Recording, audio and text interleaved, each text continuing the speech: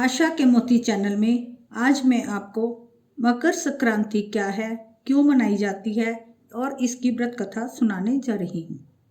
जब पोष या माघ महीने में मकर राशि का सूर्य आता है उस दिन मकर संक्रांति होती है। इस दिन पवित्र नदियों में स्नान कर यथाशक्ति दान करना चाहिए। इस दिन खिचड़ी दान का भी महत्व है।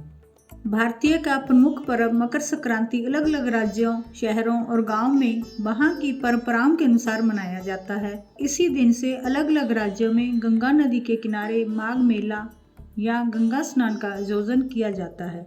कुंभ के पहले स्नान की शुरुआत भी इसी दिन से होती है। मकर संक्रांति क्या है? सूर्य के एक राशि से दूसरे राशि में जाने को ही संक्रांति कहते हैं। एक संक्रांति से दूसरी संक्रांति के बीच का समय ही सौर मास है।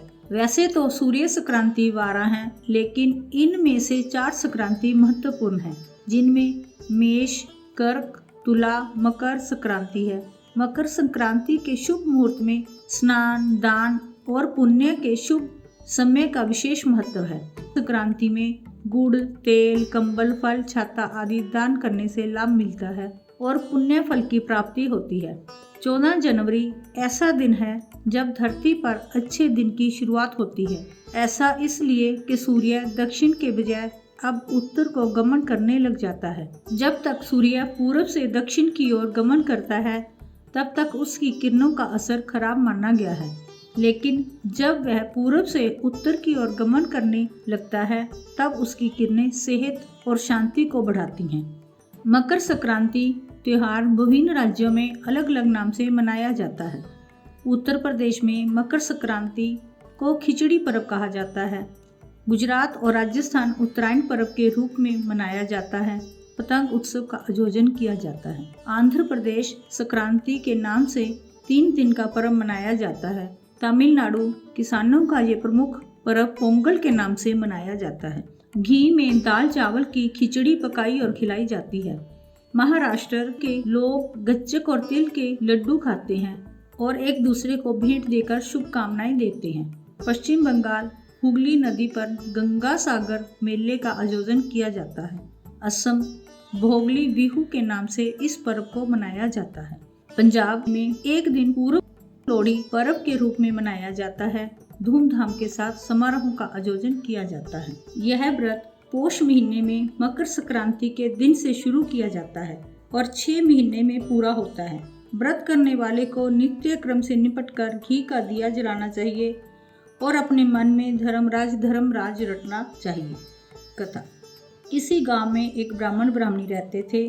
उसके 2 लड़के और एक विधवा पुत्री थी। वह बहुत गरीब थे पर अतिथियों का सत्कार करते थे। हर रोज अतिथि को भोजन कराने के बाद ही वह भोजन करते थे। यह उनका नियम था। अगर किसी दिन अतिथि नहीं आते थे तो वह गाय को घास और चिड़ियों को दाना डालने के बाद ही खाते थे। एक बार 4 दिन लगातार बारिश होती रही। अतिथि तो क्या चिड़िया तक नहीं आई। ब्राह्मण का नियम पक्का था और वह 4 दिन भूखा प्यासा रहा। कठिन परीक्षा थी, इसलिए भगवान को दया आई और भगवान हंसनी का रूप धारण कर ब्राह्मण के आंगन में आ गए। भगवान विष्णु लक्ष्मी ब्राह्मण का नियम रखने हेतु आए थे। ब्राह्मण परिवार यह देख बहुत खुश हुआ कि घर में दाने लाकर आंगन में डाल दिए, लेकिन हंस और हंसनी ने एक भी दाना नहीं खाया। ब्राह्मण दुखी हुआ।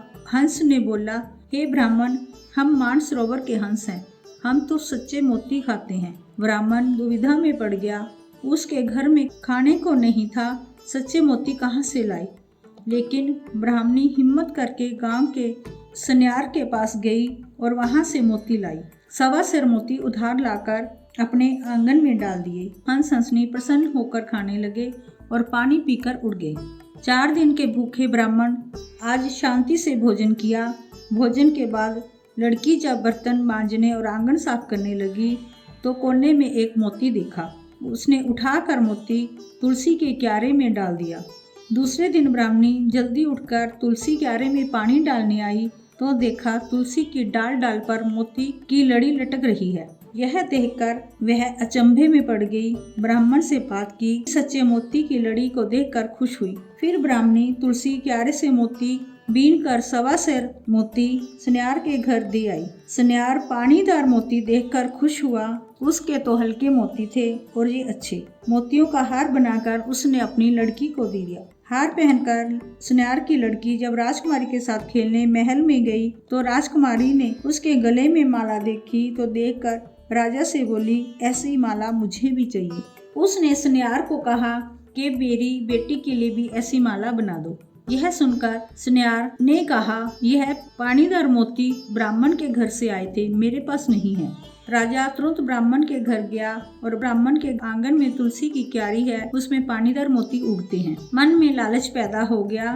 वह अपने सत्ता के जोर पर पूरी तुलसी को उठाकर अपने घर ले जाने को तैयार हो गया, लेकिन तुलसी के क्यारे को हाथ लगाते ही उसका हाथ चिपक गया। राजा ना इधर हिल सका ना उधर। तब राजपुरोहित बोला, महाराज मुझे क्षमा करना, यह तो ब्राह्मण के आंगन की तुलसी का क्यारा है।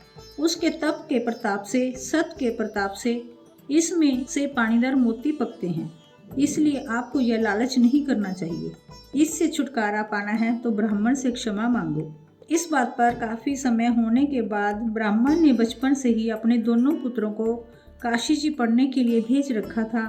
अब समय पूरा होने पर वे भी घर आ गए। ब्राह्मण और ब्राह्मणी बहुत वृद्ध हो गए, इसलिए उन्होंने सारा माल मलकियत अपने दोनों बेटों में बांट दी। तीसरा भाग लड़की को देने को कहा। ब्राह्मण ब्राह्मणी की मृत्यु हो गई। दोनों भाइयों ने माता पिता के जीवित रहते तो बहन को अच्छे से रखा। मृत्यु के बाद भाइयों की शादी होने के बाद भाई बदल गए। बहन का तीसरा भाग देना बंद कर दिया। माता पिता अतिथि को जिमाने के बाद भोजन कराने का नियम रखा था, वह भी भूल गए। बहन ने याद रखा। आंगन से कोई भूखा नहीं जाता था। कभी कभी यथा योग्य दान पुण्य भी करती रहती थी और गोदान भी किया था। समय के अनुसार बहन थोड़ी बीमार हुई और मृत्यु को प्राप्त हुई। बहन की मृत्यु का समाचार सुनकर दोनों भाई आ गए और मृतदेह को शमशान ले गए। बहन बहुत पवित्र आत्मा थी, इसलिए उसके द्वारा किया गया गाय का दान उसको क्षण मात्र में बैतरनी नदी के पार ले गया। उसके द्वारा किए गए दान, जूता, वस्त्र दान करने के कारण उसको रास्ते में कोई कठिनाई नहीं हुई। उसकी आत्मा सभी विघ्न पार कर धर्मराज के पास आ गई। धर्मराज ने उसका हिसाब देखा और कहा, बहन तूने खूब दान पुण्य किया, यह तेरा संचित है, लेकिन तूने मेरा व्रत नहीं किया, इसलिए तुझे मृत्यु लोक में फिर भेज रहा हूँ। तू मेरा व्रत करके आना। बहन विचार में पड़ गई। धर्मराज से पूछने लगी, आपका व्रत किस विधि से किया जाता है, यह मुझे समझाइए। धर्मराज बोले, मेरा व्रत संक्रांति के दिन शुरू होकर 6 महीनों में पूरा होता है। व्रत के समय प्रतिदिन घी का दिया जलाकर और हाथ में चावल रखकर व्रत कथा सुननी चाहिए और व्रत का उज्जमन करना चाहिए। उज्जमन में यथाशक्ति दान दे में फिर नैवेद्य में 1.25 सेर आटे की सुकड़ी बनाकर उसके बराबर के 4 भाग करके भाग छोटे बच्चों को, दूसरा भाग गाय के ग्वालों को, तीसरा भाग प्रसाद के रूप में सब खाएं। मैं आपका व्रत जरूर करूंगी, बहन की आत्मा ने कहा। उसी समय शमशान में मृत शरीर से उठ खड़ी हुई। वहां खड़े सभी यह दृश्य देख स्तब्ध हो गए। बहन को सजीव देख भाई भी खुश हुए और उसे अपने घर ले जाने को तैयार हुए, लेकिन बहन अपने मकान में आग कर रहने लगी। बहन ने धर्मराज का व्रत पूरा कर उज्जमन किया। समय होते ही मृत्यु को प्राप्त हुई। धर्मराज के दूत उसको स्वर्ग ले गए। बहन स्वर्ग सिधारी। उस समय घर में जगमगाते दिए जले। इस प्रकार धर्मराज के व्रत के प्रताप से तथा दान पुण्य से बहन को स्वर्ग में स्थान मिला। हे धर्मराज, जो कोई आपका व्रत श्रद्धा पूर्वक करे उस पर कृपा दृष्टि रखना और उसकी आत्मा को सद्गति देना। बोलो धर्मराज जी की जय।